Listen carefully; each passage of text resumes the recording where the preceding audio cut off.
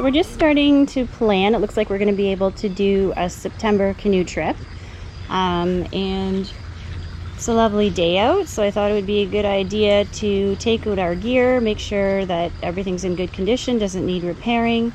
And while we're at it, I thought I would do a comparison and kind of a tour of the Eureka El Capitan tents. We have the 2-person and the 4-person version.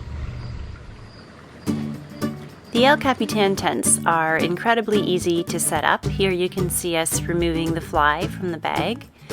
There are 2 long tent poles for the tent and 1 shorter pole for the fly. The girls are helping me put the tent poles together.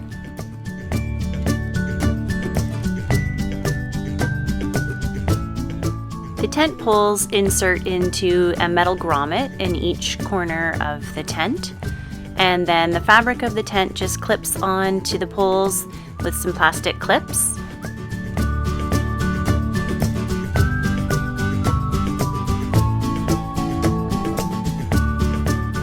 The short tent pole for the fly inserts into 2 reinforced fabric areas, and here we just flip the fly right up over top of the tent, and each corner clips into the tent itself with a plastic attachment.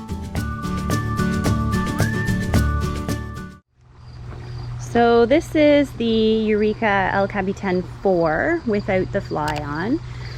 It's super easy to set up and has these great, nice large doors.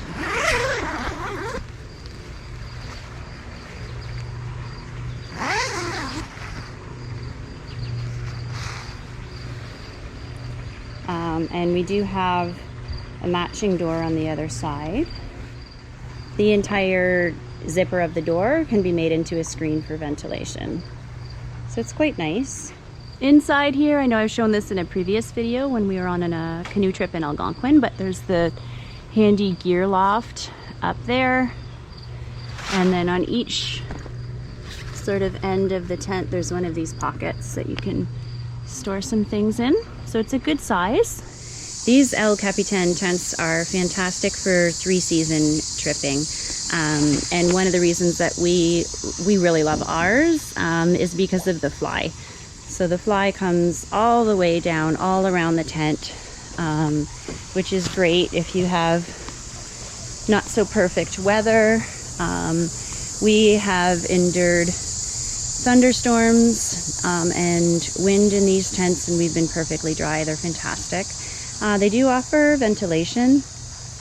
The vestibules here open right up. So I've got this one open, and they vent at the bottom as well. We love the vestibules because they have so much space. So if you need to, you can, crouch down, take off your wet raincoat, your wet boots, whatever you need to do. You can store some gear out there as well.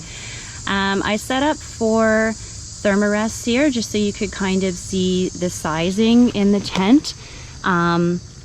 We set them up in either direction, kind of depending on the campsite that we're on. Our kids are quite small. They're 8 and 5 years old this year, so we can easily fit the 4 of us shoulder to shoulder like this. And then that leaves us quite a significant amount of space at our feet for our clothes. And you can set up the thermarest the other way as well. So this is showing the our sleeping pads in the other orientation, so it gives you a lot more shoulder room that way, but obviously a little bit less room for your gear. Hasn't been a problem for us. So here we are. We have the El Capitan 2, the blue one on the left, and the El Capitan 4, the green one on the right, set up side by side. The blue one, the 2-person, we've had, I believe, since 2008. This is what Corey and I used for our camping and canoe trips. And we've even backpacked with it before kids. Went and had kids, we got the 4-person. So the 2008 version, our El Capitan 2 here, has the same, very similar venting features as the newer one, the 4-person. So same nice spacious vestibules, same ventilation with the doors on each side of the tent. I didn't fully peg down the flies because we're just sort of setting up in our backyard here to test the gear, but they do have many attachment points where you'd want to peg down the fly if you're out. So I have the Eureka El Capitan 2 set up here, and I put 2 of the Thermarest foam mats inside just so you could see size-wise how it runs. So there's a decent amount of space on each side of the sleeping pads, and then there's still a fair amount of space at your feet here for your clothes. Same as the El Cap 4.